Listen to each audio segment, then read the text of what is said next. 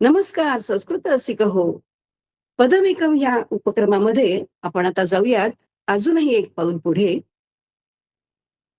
एक नवीन सुभाषित असं आहे, साक्षरा विपरीताश्चेत राक्षसा एव केवलम. सरसो विपरीतोपि सरसत्वम न मुंचती. आपल्याला बरेचसे अर्थ माहिती आहेत, पण तेही आपण आता पुन्हा बारकाईने बघणार आहोत. साक्षरा हा साक्षर शब्द आपल्याला माहिती नाही का? माहिती आहे. त्याच्यामध्ये पुन्हा दोन भाग आहेत. स अक्षर, अक्षर असलेला, अक्षर माहित असलेला साक्षर. असे अजून काही शब्दांचे आपल्याला अर्थ आता कळतील का? तर आपण मराठीमध्ये वापरतोच बघा शब्द. सधन, धन असलेला, सगुण. रामरक्षेमध्ये आहे, राम पातु सलक्ष्मण. सासितोण धनुर्बाण पाणी. इथे स काय काय असलेला, असी तूण धनु बाण, पाणी म्हणजे हात, हातामध्ये असणारा. ठीक आहे, आता आपण आपलं एवढं कळलं आपल्याला की स म्हणजे हॅव्हिंग, असलेला. मग साक्षरा हा विपरीता हा चेत. चेत म्हणजे तर, विपरीत उलट झाले तर. साक्षर जर उलटले तर राक्षसाः एव केवलम. इथे शब्दांचा खेळ केलाय थोडा. साक्षराः राक्षसा.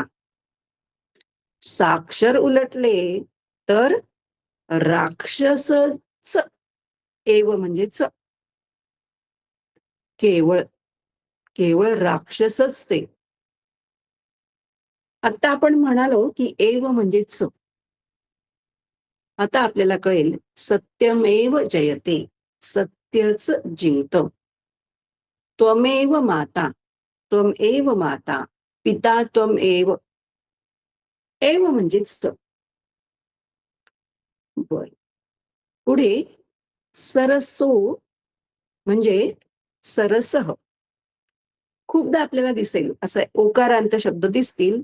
बऱ्याचदा शेवटी ओ चा आपण अह करायचा. In most of the cases, बऱ्याचदा. जसं रामो दाशरथी शूरो.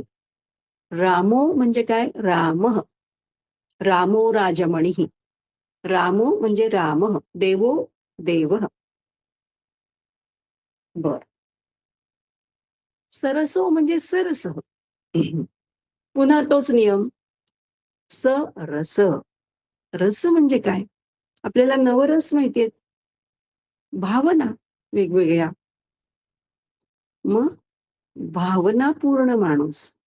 सरसो विपरीतोपि, विपरीत अपि. तो उलटला तरी सुद्धा. अपि म्हणजे सुद्धा.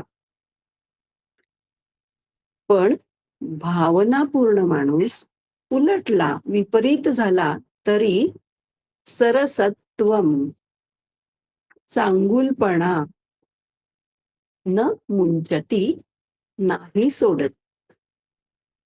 पूर्ण अर्थ, साक्षर लोक उलटले तर राक्षसच केवळ.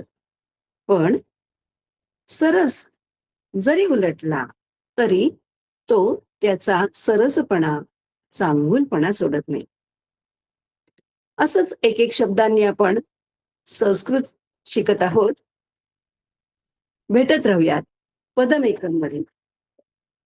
शुभम भवतु.